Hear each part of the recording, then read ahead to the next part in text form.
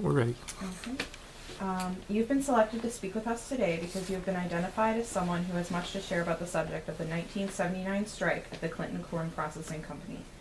We would like to record our conversations today. We also need you to sign a form devised to meet Augustana College's research requirements and 2 other forms to give the recording as a gift to the Clinton Public Library.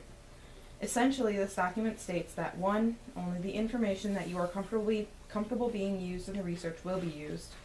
2. Your participation is voluntary and you may stop at any time if you feel uncomfortable. And 3. You may choose to remain anonymous if you wish. Otherwise, your name may be used in future presentations, publications, documentaries, and online materials based on our research. Please sign the release forms after reading them if you agree to participate. After the recording has been transcribed and you've placed whatever restrictions you would like on whatever information will be released, then the materials will be placed in the archives of the Clinton Public Library permanently. Thank you for your agreeing to participate. We plan this interview to last no longer than 1 hour. During this period, we have several questions that we would like to cover. We do not foresee that any question will make you uncomfortable, but please let us know if it does, and you can move to another topic. Please also let us know at any point if you need to end the interview earlier, and we will shorten the interview. On the other hand, if time begins to run short, it may be necessary to interrupt you in order to push ahead and complete this line of questioning, or to come back to for a follow-up interview. So my first question, if you could just please state your name and spell it, and then your current city and state of residence, and your present occupation. Hey, my name is Carol Kolk, K-O-L-K. I live in Fulton, Illinois, and I am retired. Okay. And you are a librarian? I was the librarian to the research group at Clinton Corn Processing. Okay. Can you just describe a little bit about what you did as a librarian at the corn processing company? So, like, what your duties were, or I maintained the research library and ordered materials as requested by research personnel. That included books, scientific journals, articles that were pertinent to research that was going on, and patents that formed a background for the research that was being done by the scientists. Carol, how did you get into library work? I had worked in a public library before this.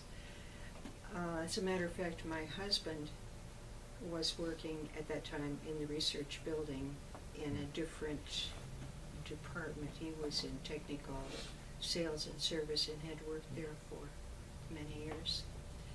And so when a position was open in the library, he, of course, knew about that. Are you from Fulton then? My husband was from Your Fulton. husband was? Okay. I'm not a native there. So where are you from? I'm from central Iowa, Watchir. did you live in Fulton when you worked at the plant, or? Yes.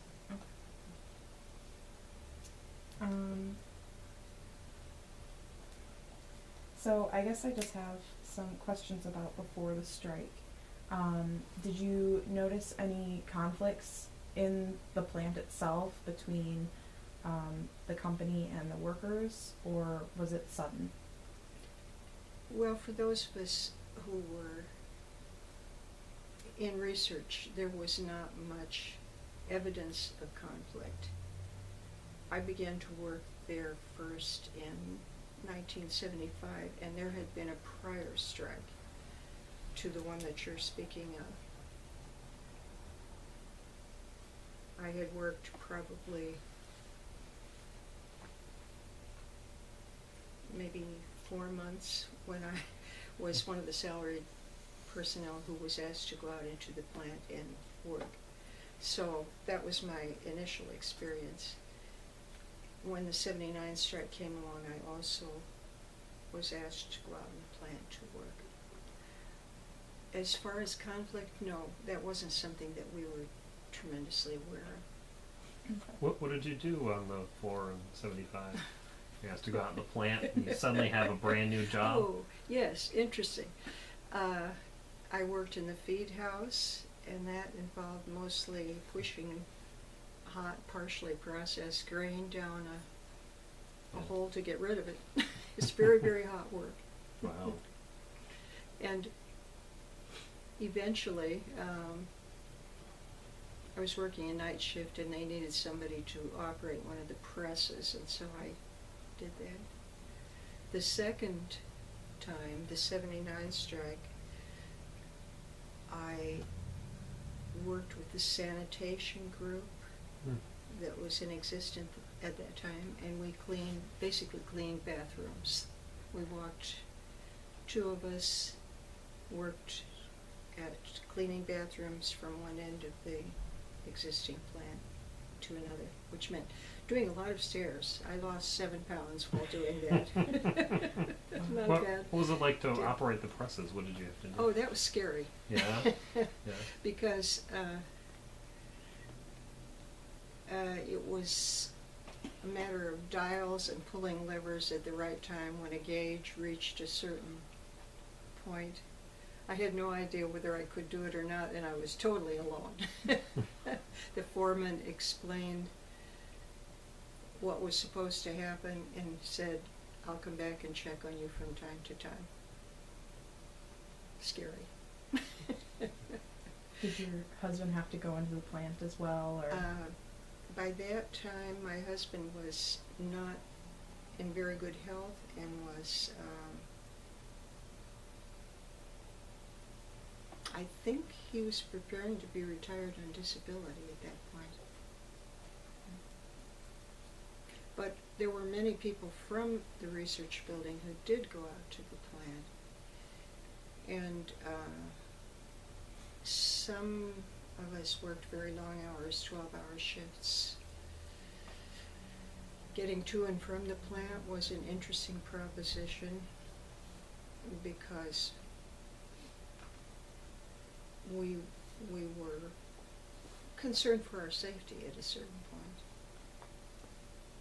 Explain that process of getting to and from the plant. So you're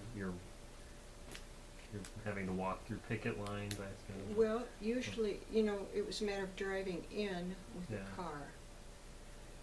And you would not do that by yourself. You would come with others, if that was at all possible. If you knew someone else who was working that same shift, you would come as a group in one car. And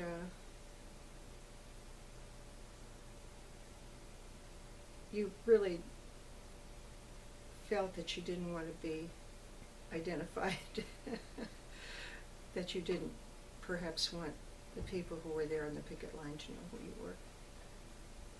Did you know many people that were on the picket line, or that might? No, really not. My job hadn't put me in contact with many of those people.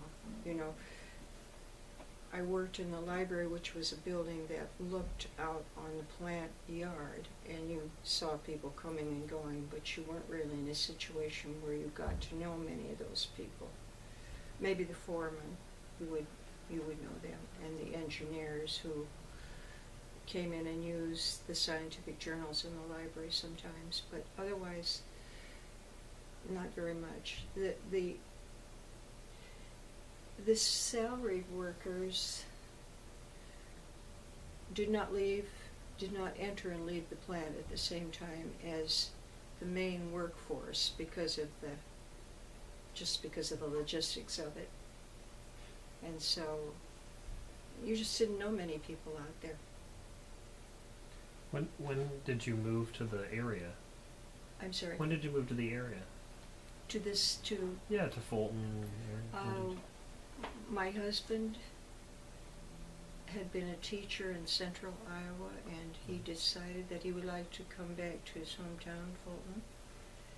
And he was looking for a teaching job when someone from Clinton Corn contacted him and said, "Would you like to work in our new technical service lab?"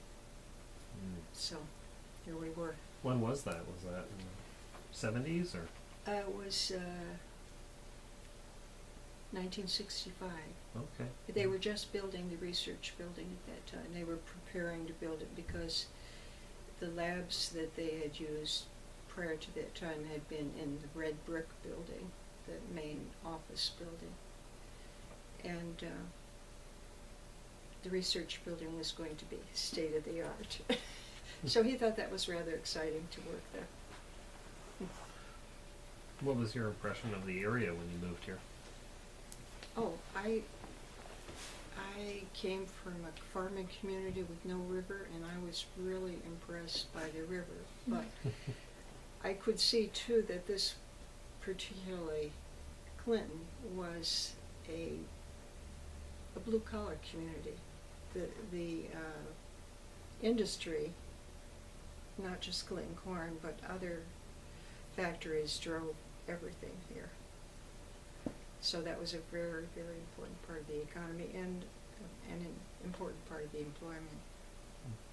When my husband began to work there, I think it was exciting for him to work in an industry that was so pivotal in the community. So there really was like a labor community. You felt that Clinton was yes. very tight knit. Very much so. Very much so. Do you feel that the strike affected that at all? Even during the strike and after the strike, did you feel that the community lost that quality? Well, things changed. Things changed. Yeah.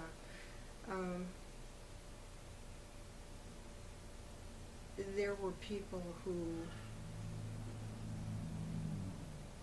not many, but there were a few people who had family members who were part of the striking workforce.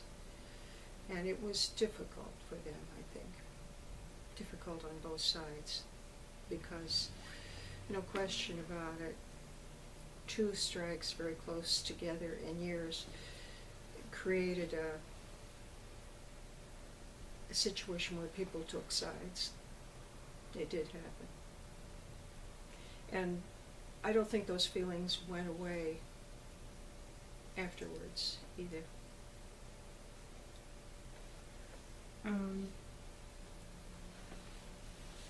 So as a woman working in the plant, especially a woman who may not necessarily have been ready to take on some of the other jobs that you did, did you feel, I guess, I don't really know how to phrase that question, were there other women working with you, or? Yes, I always had a partner. Another woman from accounting worked with me. I would have to say I began to sympathize a bit with the conditions that people worked under. Especially in the first strike when I worked in the feed house, because that was really hot and nasty. No getting around. A very bad working situation. Doing the sanitation, well, you know, you didn't expect the bathrooms to be nice, but they certainly weren't anything special. And getting to a bathroom was up and down stairs everywhere. So this is what the workers were dealing with too.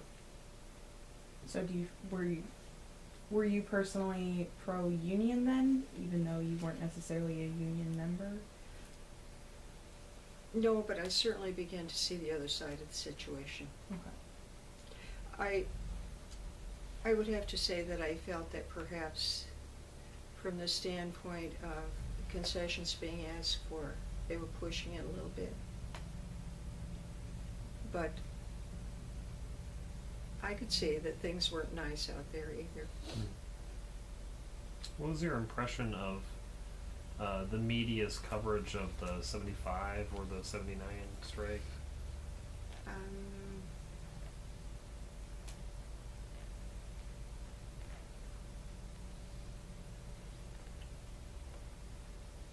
Well, it really did seem to me that the media was a bit pro-union.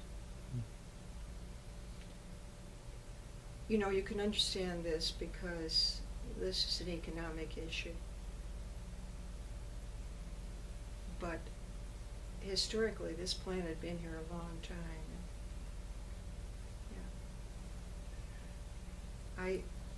it's hard for me to remember some of this because I was just caught up in what was happening.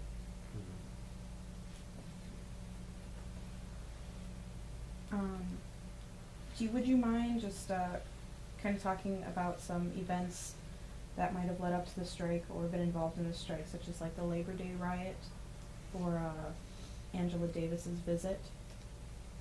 You don't. Can't say anything about that. How do you think people not necessarily involved in the strike, or families involved in the strike, how do you think that they perceived it, either through media influences or others, just general public perception of the strike itself?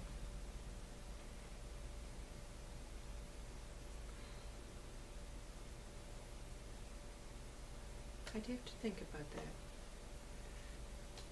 You know, living in Fulton, I don't think we were as close to it, or had as strong an opinion, but there wasn't anybody who didn't know somebody who was involved. And because so many of the workers were unionized workers, most of the involvement was on the union side. Do you feel like people even in Fulton that knew about it, that might have been related to someone involved, were they even picking sides, even outside of Clinton? Oh, yes. Well, everybody had an opinion about it, and mostly it was based not so much on the news media, I don't think, as on what they had heard personally from somebody. What they had heard about the conditions, or what they had heard about maybe foreman not being fair with people, things like that. So there was a lot of personal opinion in the mix. Earlier you mentioned that you were concerned for your safety coming in and out of the plant for your job. Can you just explain a little bit about why, if there had been incidences or anything like that? Yes, there were incidents. People were often carrying, when they were walking the picket line, they were often carrying baseball bats or clubs, things like that. Had you heard of anyone that had been injured? No, but we certainly heard about cars being damaged. Okay. So it was kind of a lottery whose car was going to come driving in. In the main, I rode with other salaried workers who were male, because it didn't seem too wise to be driving myself. I was chicken, I guess. I had a question and it left my head.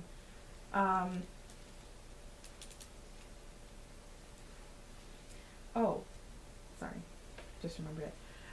As far as police involvement, did you feel that you were protected from the police going in, either in and out of the plant or on your way home or just out and about in the neighborhood?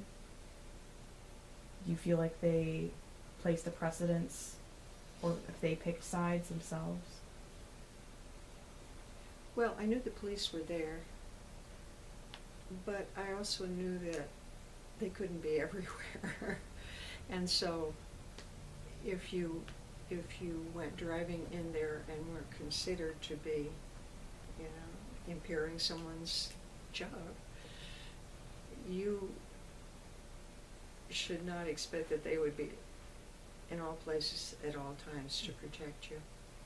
They did the best they could, and I think they did help to keep the peace. But yeah, there were incidents and there were rumors, and rumor just flourishes at a time like that. So that drives things a great deal. Do you remember any of the rumors that you heard? Do you remember any of the rumors that you heard? Oh.